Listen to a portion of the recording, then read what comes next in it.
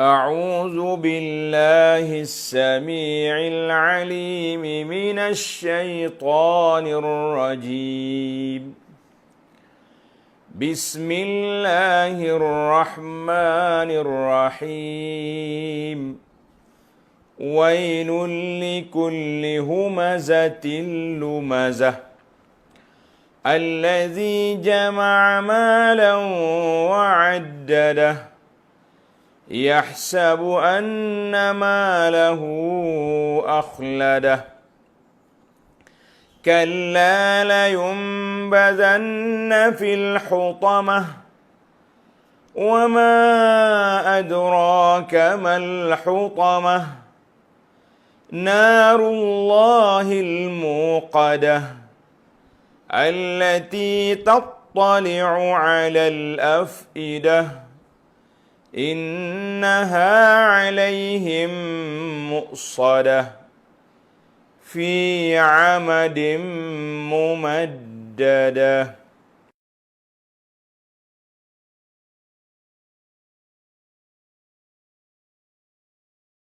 Nabi SAW telah bersabda, la yadkhulul jannata man kana fi qalbi mithqalu zarratin min kibrin. Tidak masuk surga mana-mana orang yang ada dalam hatinya sekelumit daripada sifat sombong, takabur, na'udzubillah. Ini yang kita bimbang. Kadang-kadang kita pakai baju comel, kereta cantik, kasut lawa dah. Adakah kita sombong?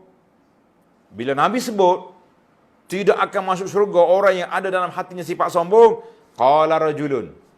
Dengar tuan-tuan, nasib baiklah pakcik ni tolong tanya bagi pihak kita. Ya Rasulullah, innar rajula yuhibbu an yakuna thawbuhu hasanan wa na'luhu hasanah.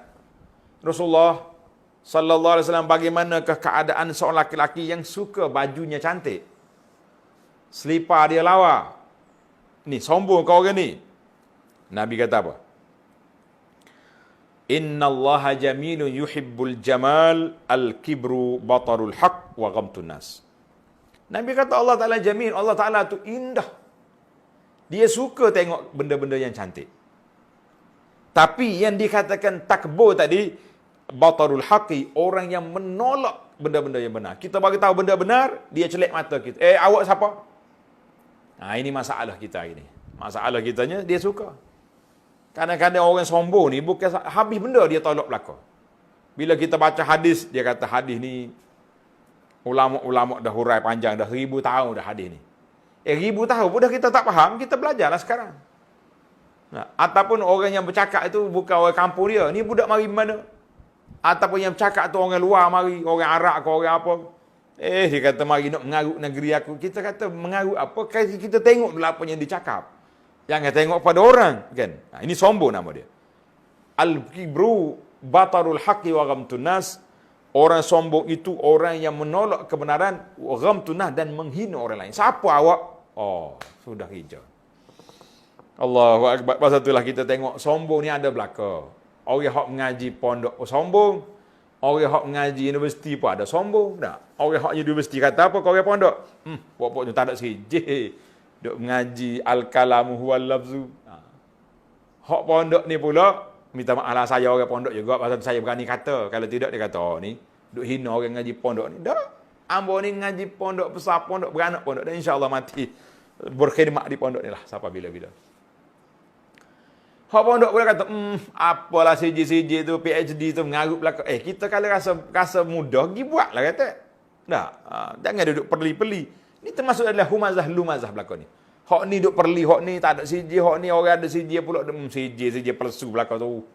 Allahu akbar. Ana dengar satu kuliah seorang ustaz. Hebat dianya.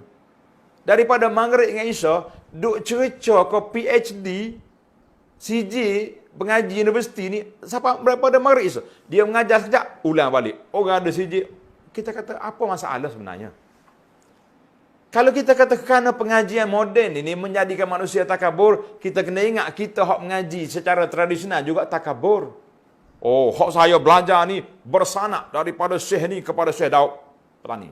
Daripada Syekh ni kepada Abdul Qadir Mandili, kepada Syekh Abdul Qadir Jilani. Ini pun ada kesombongan. Kita jangan rasa orang hak convocation di universiti ya sombong lah. Semua kita kita kembali kepada pesanan Nabi, al-kibru batarul haqqi wa ghamtun nas. Orang yang sombong itu orang yang menolak kebenaran dan menghina orang lain. Tak kira lah aliran mana, tradisional ke, profesional ke, aponal. Kalau gitu sifat kita, sombonglah tu. Wal iyazubillah. Pasal itulah anak ni alhamdulillah. Allah Ta'ala bagi peluang. Saya belajar di pondok, saya belajar di universiti. Kemudian kita balik, kita adunkan dua pengajian ni. Boleh diharmonikan sangat-sangat. Dan moden dengan lama, dengan baru ni, kalau digabungkan, kita kata alhamdulillah. Dan ulama-ulama besar dalam dunia hari ni pun, siapa dia? Kita nak sebut siapa dia? Sebut fulan, syekh, ada doktor depan. Doktor Profesor Dr. Wahbah Az-Zuhaili. Profesor Dr. Yusuf Al-Qardawi. Profesor Dr. siapa dia? Orang tu orang ni. Jadi di mana silapnya? Silapnya cara kita mengolah. Masing-masing ada lumazah tu ada belaka. Tak usah duduk tunjuk tak usah duduk tunjuk serba besar atas kepala, tak usah duduk tunjuk awak panggil tie belerek di dada, tak usah duduk tunjuk topi, apa dia panggil topi combo ataupun serba. Semua kita ni duduk balik kepada al-qalbu, balik kepada qalbun salim, hati yang sejahtera. Kalau hati kita sejahtera, duduklah di aliran mana pun, kita akan menemui kerusakan di dalam perjalanan hidup kita kepada Allah Azza wa Jalla. Masya Allah. Tengok, Nabi kata apa? Tak akan masuk surga orang ada sifat sombong dalam diri dia. Wal'iyazubillah. Allahu Akbar. Baiklah, ayat yang seterusnya. Allah kata api itu menjulang kepada hati, sebab hati itu punca kerusakan manusia itu duduk di mana? Duduk di al-qalb. Allah sebut dalam Quran, Yauma la yanfa'u malun wala banun illa man atallaha biqalbin salim. Pada hari yang tak ada guna harta benda anak pinak akhirat esok, kecuali orang yang datang bertemu Allah dengan hati yang sejahtera. Sejahtera daripada apa? Para ulama mengatakan yang pertama, sejahtera daripada syirik, sejahtera daripada benda-benda khurafat, mungkar, bidak, syubhat, dan sejahtera juga daripada hasad, ghadab, dendam, dengki pada orang. Ini semua sifat-sifat yang perlu kita buang. Tuan-tuan, untuk nak belajar kitab ni, ada sebuah buku yang ditulis oleh Syekh Abdul Qadir Al-Mandili rahimahullah ta'ala. Ana ada syarah kitab ni, kitab nama bagi hati, beberapa kali. Kemudian penerbit ambil syarah saya tu, dia buat buku. Adalah kelemahan-kelemahan dalam tu. Bolehlah kalau kita nak, orang panggil, nak semak, nak murajaah. Yang pentingnya, kitab ni menarik tuan-tuan. Sebab apa? Cuba tengok kitab. Kitab nama bagi hati. Sebab apa? Sebabnya, bila kita belajar, insya-Allah kita dapat bahagia ceriakan hati kita, jernihkan hati kita, jilahkan hati kita daripada sifat-sifat mazmumah, sifat-sifat yang dicela oleh syarak. Allah kata apa? Allati tattali'u 'alal afidah innaha 'alaihim mu'sadah. Allahu Akbar. Sesungguhnya api neraka itu ditutup rapat ke atas mereka. Jadi, kalau kita ni atas dunia nak suruh nampak tutup rapat tu macam mana? Kan? Sebagaimana kata di chef juru dapur, kalau kita nak buat sup tulang ke apa, nak suruh cepat masak, kita beli puyuk ni. Puyuk apa panggil ni, puyuk tekan tu. Pressure apa ni? Cooker. Puyuk ni, dia punya wak tak keluar tahu. Wak dia duduk situ.